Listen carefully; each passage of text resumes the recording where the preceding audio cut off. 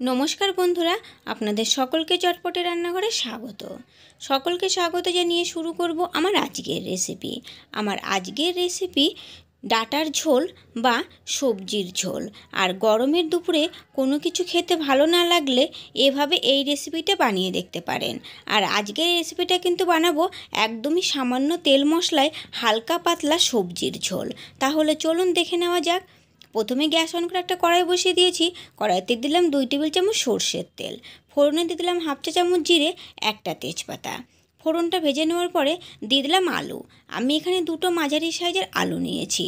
প্রথমে গ্যাসের ফ্লেমটাকে মিডিয়ামে রেখে আলুগুলো 2 মিনিটের মতো একটু ভেজে নিলাম। তারপরে দিয়ে দিলাম একটা মাঝারি সাইজের ঝিঙে। আলুটা সেদ্ধ হতে সময় লাগে, এই জন্য আমি আলুটা আগে দিয়ে দিলাম। তারপরে দিয়ে দিলাম একটা কোয়াশ, আর দিয়ে দিলাম 300 গ্রাম ডাঁটা। আর এখানে ডাঁটাগুলো কিন্তু একটু কচি দেখে নিলেই ভালো লাগে। তারপরে স্বাদ মতো লবণ আর 1 চা চামচ হলুদের গুঁড়ো দিয়ে দিলাম। আবারও একবার নেড়েচেড়ে একটু মিশিয়ে নিলাম। যেহেতু লবণ দিয়েছি, সবজি থেকে কিন্তু জল ছাড়তে শুরু করে দেবে। এখন এভাবেই প্রায় 3 থেকে 4 মিনিটের মতো সবজিগুলো একটু ভেজে নেব, যাতে সবজিগুলো সেদ্ধ হয়ে আসে। প্রায় 4 মিনিটের মতো সবজিগুলো একসঙ্গে ভেজে নিয়েছি। জলটাও টেনে গেছে, আর সবজিগুলো একটু ভাজা ভাজা হয়ে গেছে, আবার একটু কিন্তু সেদ্ধ হয়ে গেছে। তারপরে দিয়ে দিলাম, এখানে আমি নিয়েছি 1 ইঞ্চি আদা আর 4টে কাঁচা লঙ্কা একসঙ্গে মিশিয়ে বেটে নিয়েছিলাম, সেটা দিয়ে দিলাম। একটা মাঝারি সাইজের টমেটো বাটাও দিয়ে দিলাম। ঝালটা আপনারা যে যেমন খেতে পছন্দ করেন সেটা বুঝেই দেবেন।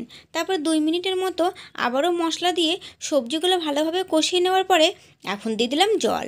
আমি এখানে 1.5 কাপ পরিমাণে জল দিয়ে দিলাম, কারণ এই ঝোলটা কিন্তু একটু পাতলাই হবে। আর আমার সবজিগুলো কিন্তু প্রায় বেশ অনেকটাই সেদ্ধ হয়ে এসেছে, তাই সেটা বুঝে আমি জলটা দিয়ে দিলাম।